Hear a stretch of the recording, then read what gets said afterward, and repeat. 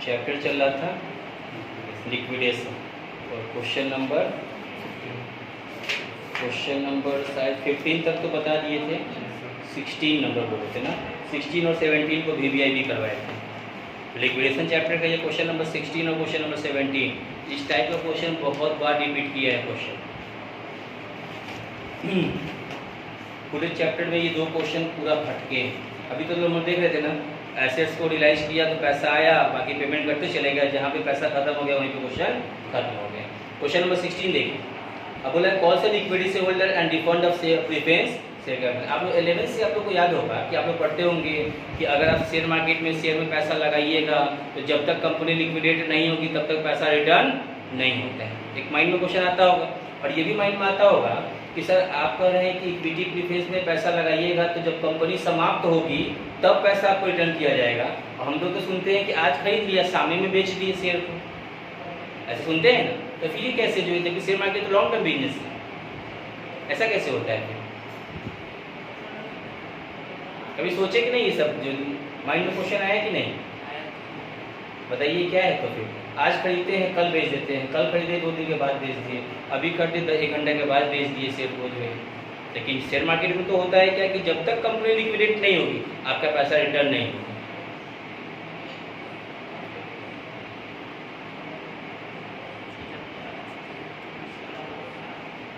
No idea. जैसे broker जब बेचवाता है हम लोगों से शेयर, तो सर उसके बाद ही तुरंत वो नया सर खरीदवा देता है, उसके बाद ही नया खरीदवा देता है।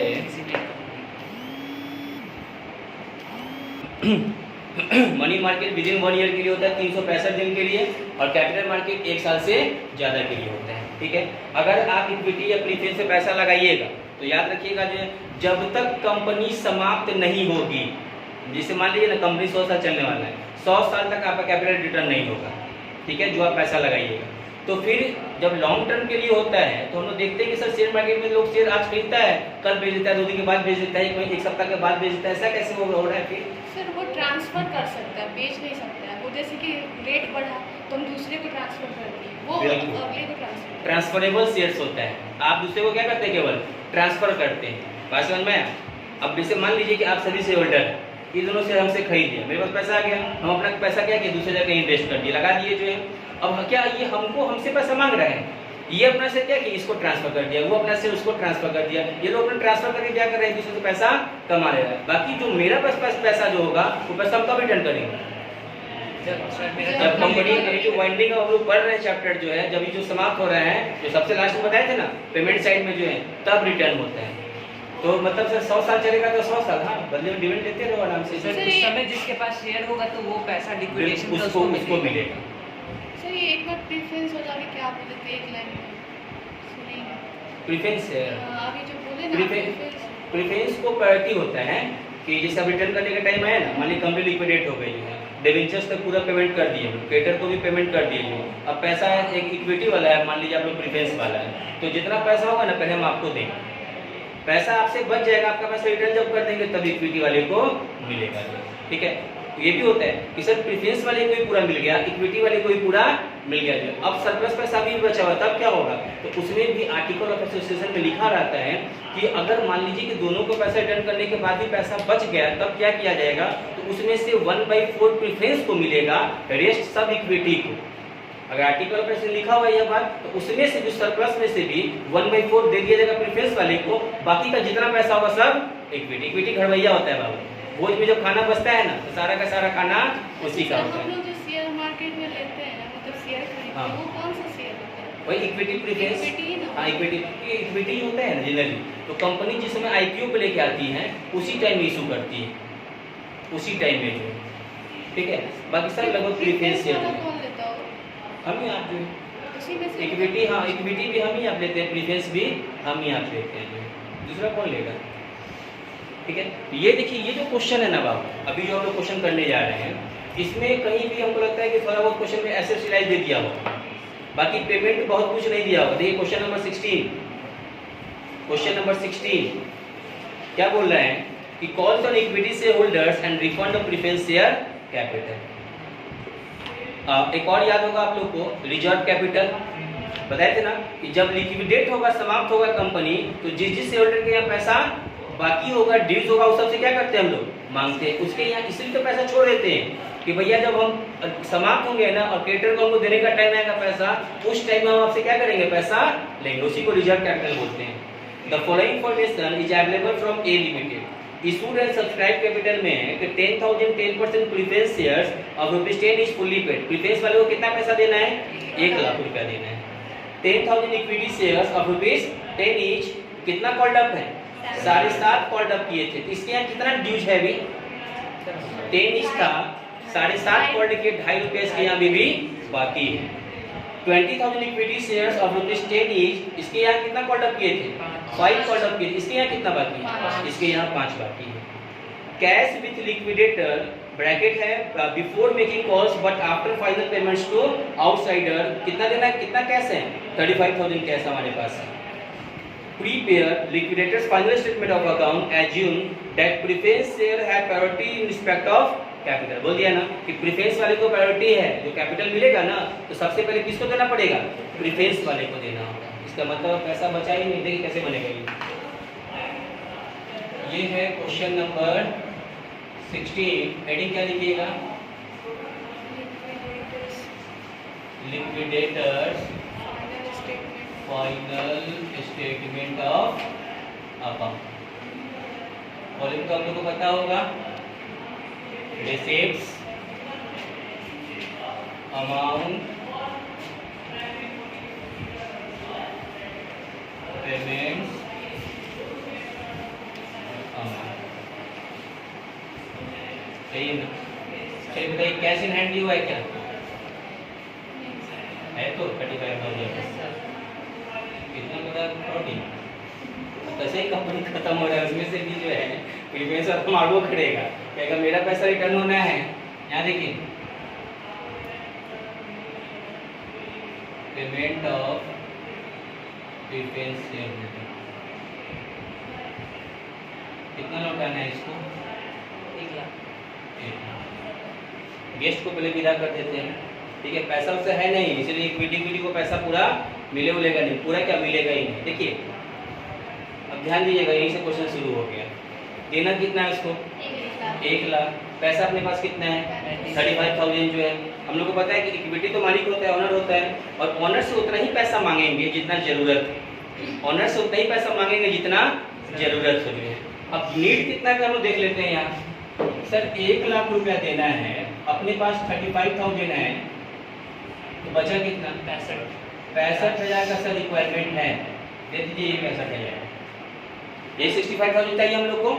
अब करेंगे कैसे, कौन कौन से इक्विटी वाला कौन कौन नाम बताइए, तो कितना इक्विटी है, 10,000 equity at the rate of 10 each. कितना पेड किया था ये, 7.5 पेड किया था। एक था 20,000, 20,000 equity at the rate of 10 each, एक कितना 5 कॉल रखा था, ठीक है ना। ध्यान से देखिए, इस दोनों को पहले इक्वल करना है। इस दोनों को क्या करना है हम लोग को, इक्वल। कौन ज्यादा दिया हुआ है, सर ये ज्यादा पेड किया, ये कम। इससे उतना मांगे कि इक्वल हो जाए दोनों। इसको बोलेंगे देख भैया हम 7.5 पेड किए थे और तुम कितना पेड किया था, चलो तुम भी पेमेंट कर दो उतना, पहले तो हम दोनों क्या हो जाएंगे, बराबर हो जाएंगे। तो पहले इस वाले इक्विटी वाले से पैसा मांगेंगे, कितना रुपए के हिसाब से मांगेंगे, 2.5 रुपए के हिसाब से। क्या समझ में आया। तो हम लोग क्या करेंगे, 20,000 इक्विटी वाला से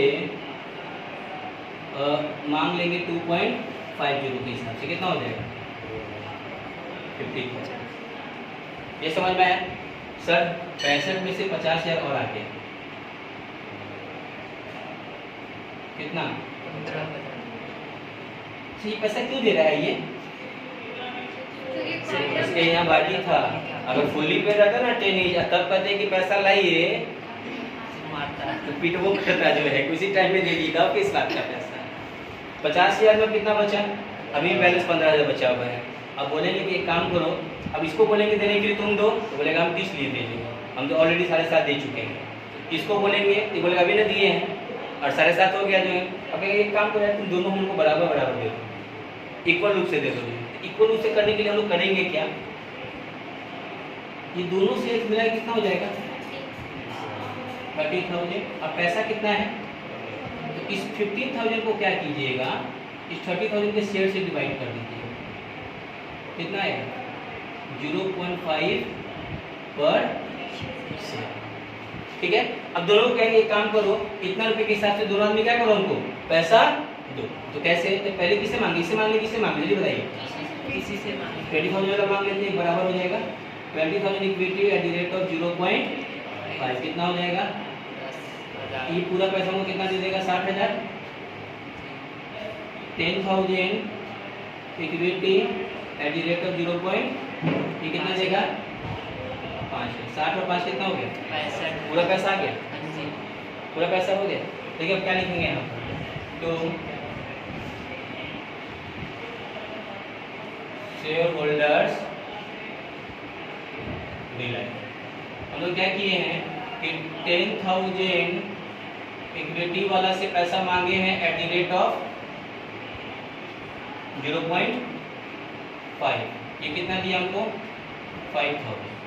और 20,000 वाला इक्विटी से पैसा मांगे हैं 2.5 रुपये और 1.5 कितना हो जाएगा 3 रुपया 60,000 हो गया। टोटल बुक जोड़िएगा तो कितना हो जाएगा 1 लाख हो गया। 1 लाख को पेमेंट कर दिए, ऐसे बनेगा क्वेश्चन। फिर से समझिए, ध्यान दीजिएगा बाबू, बहुत सीधा क्वेश्चन नहीं है ये, जलेबी की तरह ऐसे जो है घूम के। हम पूरे क्वेश्चन में हमको पहले देखने से तो ये समझ में क्लियर हो रहा है कि सर कैश 35,000 है और प्रीफरेंस वाला का चूंकि प्रायोरिटी था तो उसको देना कितना है हमको 1 लाख रुपए लौटाना है उसको हमको। हाँ बात कर लीजिए, इस क्वेश्चन में क्या था कि सर प्रीफरेंस वाले को देना 1 लाख रुपए है और अपने पास पैसा कितना है 35,000, पैसा अभी भी रेस्ट कितना बचा हुआ है 65,000। हम लोग को पता है कि हम लोग क्या करते हैं, शेयर होल्डर के यहाँ कुछ पैसा हम लोग छोड़ देते थे।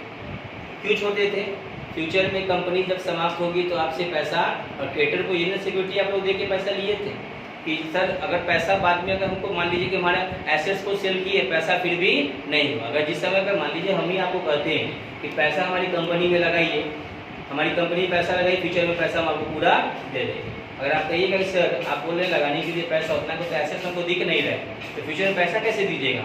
अगर आप कहते हैं कि देखिए ये सब जो मेरा शेयर होल्डर है इसके यहाँ का जो है ना जो कॉल होगा ना, जो कॉल का जो पैसा होगा, जैसे एप्लीकेशन अलॉटमेंट होता है ना उसी तरह फर्स्ट और फाइनल कॉल होता है, तो कॉल का जो पैसा होगा ना हम लोग उसे डिमांड नहीं करेंगे। ये अगर डिमांड भी करेंगे तो देखे होगे इसमें इसे 7.5 किया था, इसे 5 ही किया था, बाकी का पैसा क्या किए लोग के यहाँ छोड़ दिया कि जब जरूरत पड़ेगा, जब हमारी कंपनी लिक्विडेट होगी उस समय पैसा रिटर्न करने का टाइम आएगा तो हम क्या करेंगे, इन लोगों से पैसा लेकर आपको रिटर्न कर देंगे। एक सिक्योरिटी आपको दे दी था उस टाइम में हम, अब उसी सिक्योरिटी को क्या कर रहे हैं यहाँ पर जो है अब हम लोग डिस्काउंट कर रहे हैं। कैसे, सर 1 लाख देना था, 35,000 हमारे पास कैश के रूप में है, बाकी का पैसा अभी भी कितना बचा हुआ है 65,000।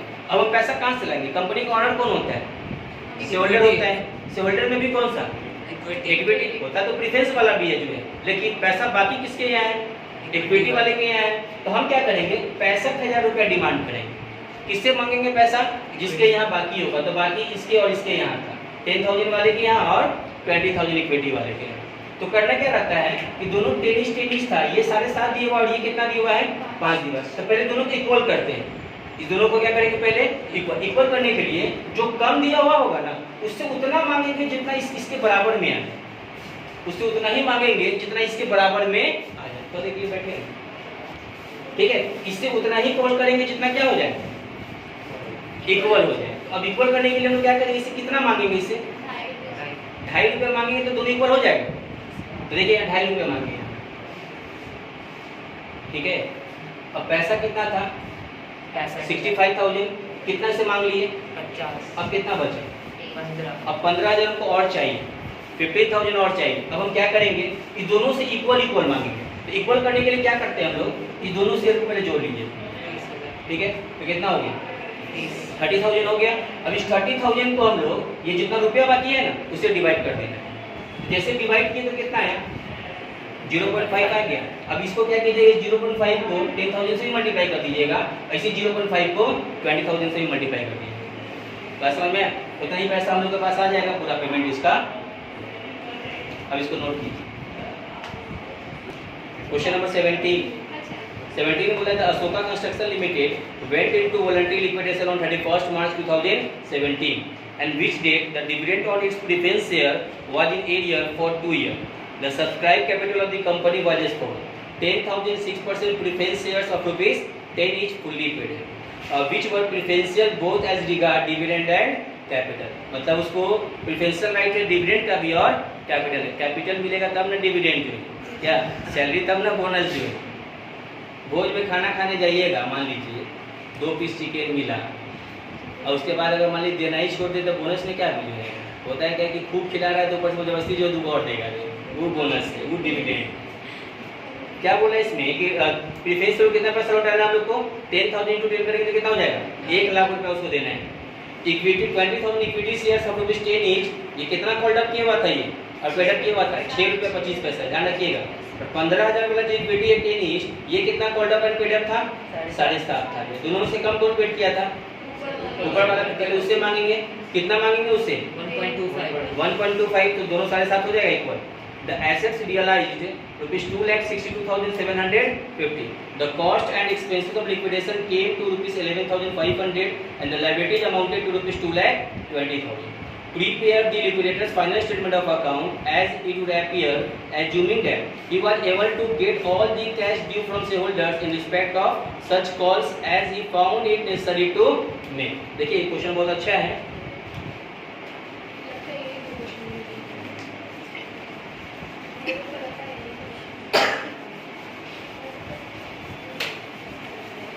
क्वेश्चन में देखिए क्वेश्चन तो बहुत रिपीट आ रहा है। 17 चलिए बताइए, पहले तो कैश तो नहीं ना है, एसेट तो रिलाइज है, कितना था? 2,62,750। यही था। लिक्विडेशन एक्सपेंस दिया हुआ है क्या? 11,500। क्रेडिटर्स का भी पेमेंट है क्या? क्रेडिटर का ना कोई लायबिलिटी है ना? वही क्रेडिटर हो गया। 2 लाख पेमेंट करना है और किसी कुछ पेमेंट करना है? शेयरहोल्डर वाले को है बस, रिवर्सल से नहीं ना है। प्रीफरेंशियल शेयर वाले को कितना लौटाना है हम लोग को? 1 लाख। इतना में कोई प्रॉब्लम है नहीं ना? इतना कोई प्रॉब्लम है? इससे पहले हम लोग कैसे क्वेश्चन करते थे कि जितना पैसा आया उसमें से हम लोग क्या करते थे? माइनस कर देते थे, या शेयरहोल्डर से रिलाइज करके यहाँ पे डाल देते थे। उसके बाद जहाँ पे पैसा खत्म वहीं पे क्वेश्चन, तो ध्यान रखिएगा है ना, इस टाइप का भी क्वेश्चन रहता है। लेकिन जब 2 इक्विटी दे देना, इसमें एक प्रीफरेंस दे दे या 3 इक्विटी दे दे, एक प्रीफरेंस दे दे, तब हम लोग क्वेश्चन इस टाइप से बनाएंगे। इससे पहले वाले में देखिएगा एक ही इक्विटी होगा, एक ही प्रीफरेंस होगा इस क्वेश्चन में, और इससे पहले वाले क्वेश्चन में 2 इक्विटी था, कभी कभी 3 इक्विटी हो जाएगा। जब 3 इक्विटी हो जाएगा तो क्या करेंगे? इसी तरह एकदम बैलेंस करने के लिए क्या करेंगे? जो कम पेमेंट किया होगा वो सबसे उतना मांगेंगे कि सब क्या हो जाए, पहले इक्वल हो जाए। अब देखिए हम लोग करेंगे क्या, पहले कितना पैसा हो गया? 3 लाख 3,31,500, 3,31,500 रुपया टोटल देना है। और पैसा हम लोग के पास कितना है? 2,62,750 माइनस की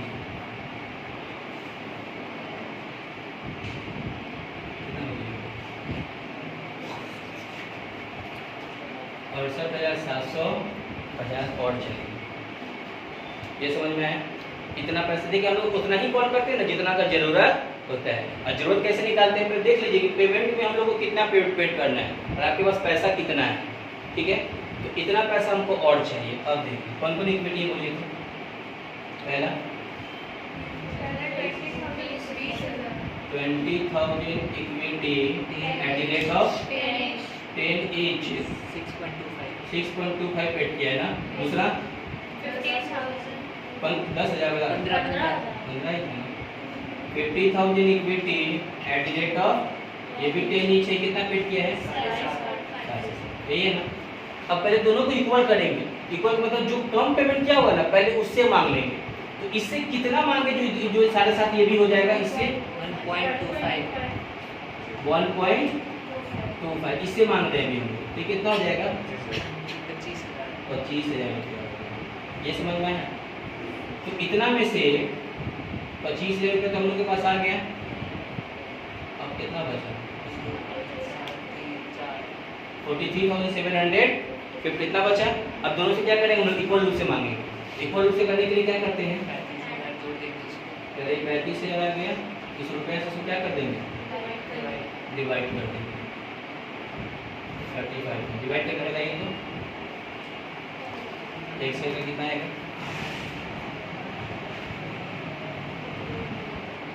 1.25 ईच। अब दोनों से इक्वल रूप से मांग लेंगे। तो पहले 20,000 वाला से फिर मांग लीजिए। सर एक बार 15,000 से मल्टीप्लाई करें। अब 15,000 वाले से ये तो पहले मांगे थे, इक्वल किए थे। अब दोनों से समान रूप से मांग रहे हैं। ये कितना हो जाएगा? 18,750। ये दोनों मिला के दे देंगे कितना? 50,000। अब हम यहाँ लिखेंगे टू शेयर होल्डर रिलायंस, ठीक है। तो 20,000 वाला जो इक्विटी था, 20,000 equity at the rate of, दोनों को प्लस कर दीजिए। कितना? 1, 1, 2 और 2.5 हो गया ना? 2.5 कितना कितना दिया ये हम लोग को? 50,000। और 15,000 वाला जो इक्विटी था, इससे हम लोग मांगे हैं 1.25, 18,750, ठीक है। पैसा खत्म। टोटल पैसा कितना हो गया हम लोग के पास? 3,31,500। पेमेंट भी कितना हो गया? 3,31,500। देख रहे हैं? समझ में आया कि नहीं? ये जो पहले मांगे 1.25 क्यों मांगे हैं? यूजर वो दोनों को इक्वल करने के लिए। उसके बाद हम लोग को क्या करना है? दोनों को इक्वल रूप से मांगना है। इक्वल रूप से पहले क्या करेंगे? दोनों शेयर को पहले प्लस करेंगे। 3 रहता तो तीनों को क्या करते? प्लस। हाँ 20,000 था ना इक्विटी से। हाँ। तो 20,000 पहले मांगे ये 20,000 वाले से मांगे 1.25। देखिए इससे मांगे हम लोग 1.25, तो ये 25,000 दे दिया। अब ये दोनों मिलके 7.5 हो गया ना? 7.50 7.50। लेकिन अभी भी तो पैसा हमको चाहिए ना? कितना चाहिए? 43,750 चाहिए। तो अब क्या करेंगे? दोनों से इक्वल रूप से मांगेंगे। इक्वल मतलब अब इससे भी इक्वल मांगेंगे और इससे भी इक्वल। इक्वल इक्वल का मतलब इस 20,000 को 1.25 से, इस 15,000 को भी 1.25। तो जो 20,000 वाला इक्विटी था वो हमको टोटल कितना पैसा दे दिया? 50,000। जो 15,000 वाला इक्विटी था वो हमको कितना दे दिया? 80,750। हो गया कंप्लीट, ठीक है।